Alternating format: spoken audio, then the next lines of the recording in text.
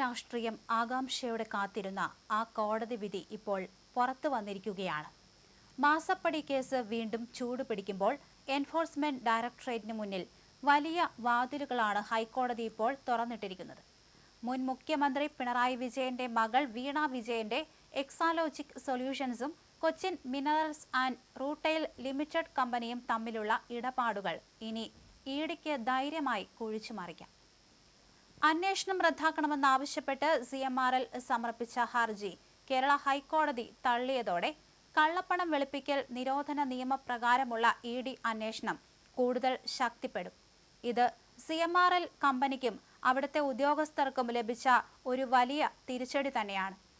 ED അയച്ച സമൻസുകളെ ചോദ്യം ചെയ്തും അന്വേഷണം നിർത്തണമെന്ന് ആവശ്യപ്പെട്ടതുമെല്ലാം കോടതി ഇപ്പോൾ തള്ളിയിരിക്കുകയാണ്.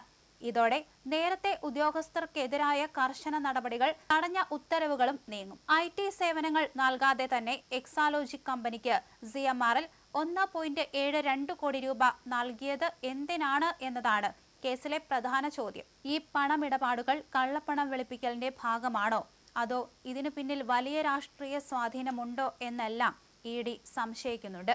ഇതൊരു സാധാരണ ബിസിനസ് കരാറാണെന്നും CMRL വാദിച്ചെങ്കിലും കോടതി അത് മുഖവിലക്കെടുത്തില്ല. വിധി വന്നതോടെ CMRL MD ശശിധരൻ കർത്ത ഉൾപ്പെടെയുള്ള പ്രമുഖർക്ക് വീണ്ടും ED സമൻസ് അയക്കും. ഏറ്റവും വലിയ ആകാംക്ഷ വീണ വിജയനെ ചോദ്യം ചെയ്യാൻ വിളിപ്പിക്കുമോ എന്നതിലാണ്. വരും ദിവസങ്ങളിൽ ഈ കേസിൽ കൂടുതൽ നിർണായകമായ വെളിപ്പെടുത്തലുകൾ ഉണ്ടാകുമെന്നാണ് കേരളം ഉറ്റുനോക്കുന്നത്. ഇൻവെസ്റ്റിഗേഷൻ ഓഫീസ് കേസ് അന്വേഷിക്കുന്നുണ്ടെന്നും അതിനാൽ EDയുടെ സമാന്തര അന്വേഷണം ആവശ്യമില്ലെന്നുമാണ് കമ്പനി കോടതിയിൽ വാദിച്ചത്. എന്നാൽ ഈ വാദം കോടതി അംഗീകരിച്ചില്ല. CMRL ഉദ്യോഗസ്ഥരെ ചോദ്യം ചെയ്യുന്നതിലൂടെ പണത്തിന്റെ ഉറവിടം, ആരുടെ നിർദ്ദേശപ്രകാരമാണ് പണം കൈമാറിയത് തുടങ്ങിയ കാര്യങ്ങളിൽ വ്യക്തത വരുത്താനാകുമെന്ന് ED പ്രതീക്ഷിക്കുന്നുണ്ട്.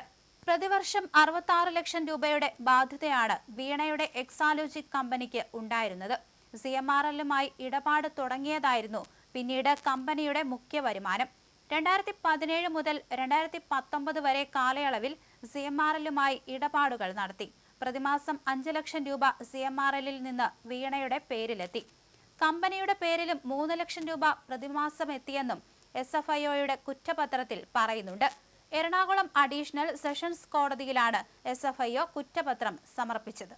എന്തായാലും ED അന്വേഷണം തുടരാമെന്ന് ഹൈക്കോടതി പറഞ്ഞതിലൂടെ വലിയ തിരിച്ചടിയാണിപ്പോൾ മാസപ്പടി കേസിൽ വീണ വിജയനും അതുപോലെ തന്നെ കരിമണൽ കർത്തയ്ക്കും ഉണ്ടായിരിക്കുന്നത്.